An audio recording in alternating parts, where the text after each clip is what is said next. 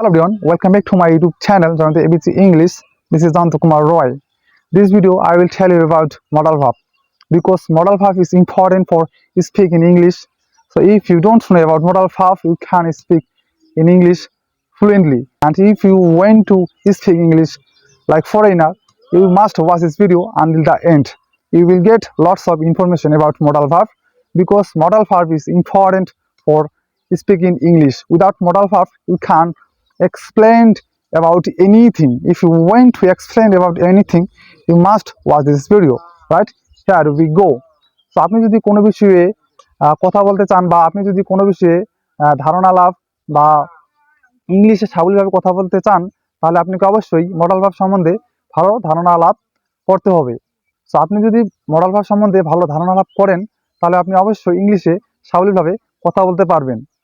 So have you go, এখানে আমি কতগুলো ওয়ার্ড মিনিং বা সেন্টেন্স বলবো এবং মেকিং করব উইথ মডাল ভার্ব। তো এই মডাল ভার্বগুলো জানলে আপনি অবশ্যই ইংলিশে সাবলীলভাবে কথা বলতে পারবেন এবং হাজার হাজার সেন্টেন্সেস মেকিং করতে পারবেন।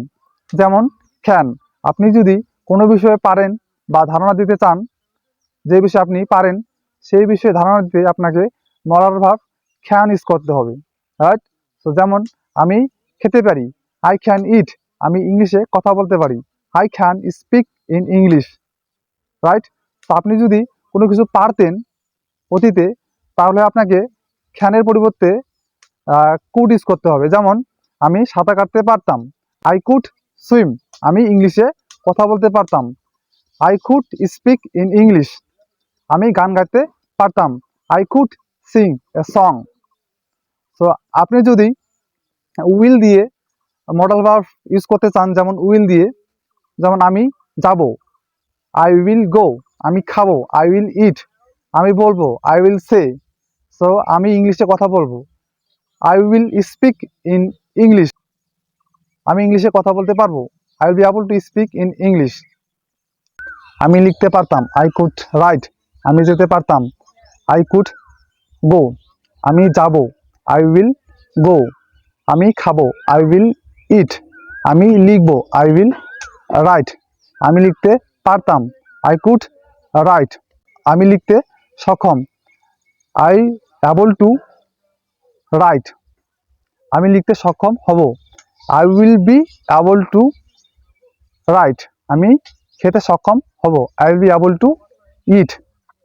সো আমি যেতাম, আই উড গো, আমি খেতাম, আই উড ইট, আমি লিখতাম, আই উড রাইট, আমি বই পড়তাম, আই উড স্টাডি, আমি পড়াশোনা করতাম, আই উড স্টাডি, আমি লিখতাম, আই উড রাইট, আমার যাওয়া উচিত, আই শুড গো, আমার খাওয়া উচিত, আই শুড ইট, আমার লেখা উচিত, আই শুড রাইট, আমার লেখা উচিত ছিল, আই শুড হ্যাভ রাইটেন, আমার শেখা উচিত ছিল, I should have learn, I would learn English, আমি ইংলিশ শিখতাম, আমি স্কুলে যেতাম, I would go to school, আমি ইংলিশে কথা বলতাম, I would speak in English, আমি বই পড়তাম, I would study and I would go to school, আমি স্কুলে যেতাম,